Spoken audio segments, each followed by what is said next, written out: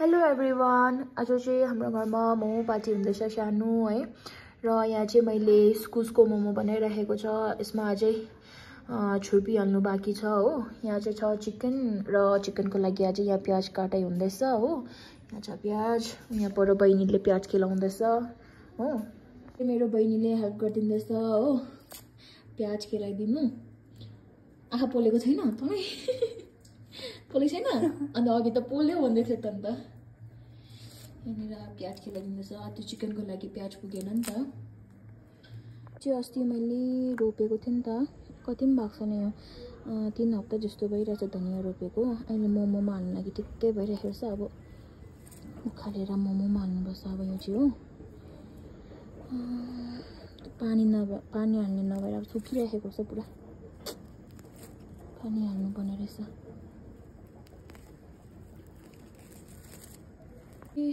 प्याजको पत्ताहरू चाहिँ हो मोमोमा। फेरि प्याजको पत्ता धनियाँहरू हालेन भने चाहिँ मिठो हुँदैन नि त गाइस कि।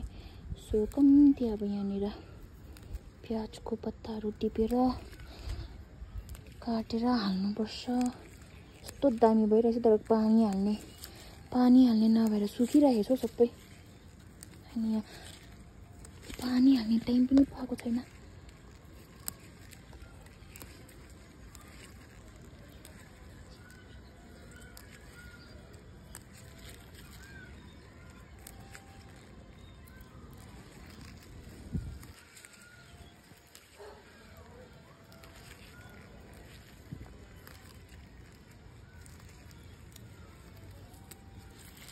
अलिक बेसी रहेछ हो पानी। यहाँनिर जहाँ पानी भेटेको छ त्यहाँ अलिक बेसी आएको रहेछ हो।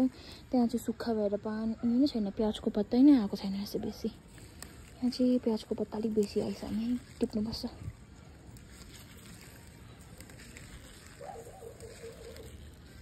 आफ्नो बेसी भयो।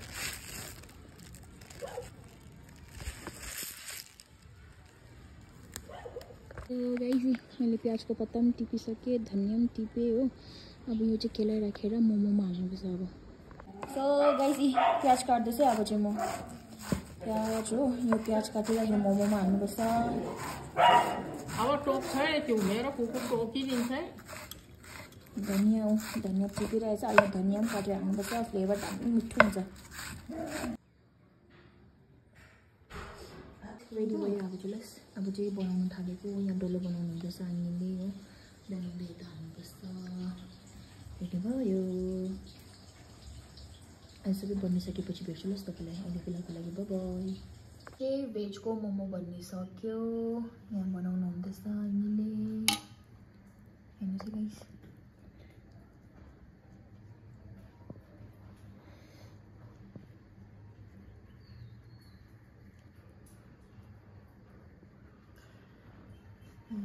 दामी।